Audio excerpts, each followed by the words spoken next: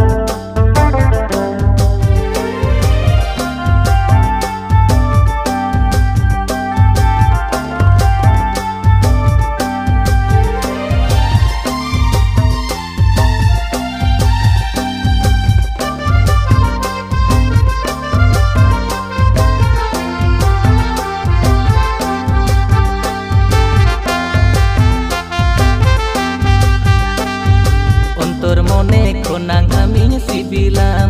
budi re atal koram tala amin dohokan ontor mone konang amin sibilam budi re atal koram tala amin dohokan hirij pasiri mone amak mase sari gotai me ararata sibil dular nase gotai me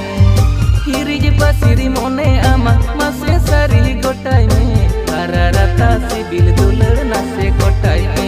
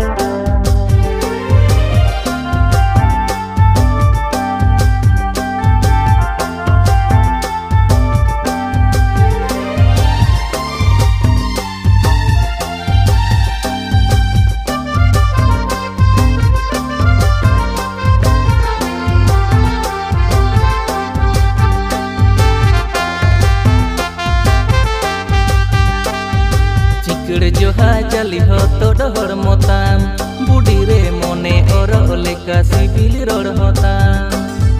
चिकड़ जोहा चली हो तो डहर मोताम बूढ़ी रे मोने और लेका CIBIL road होताम ताकि गोदो जुन मोने सुरतेम पारम गोदो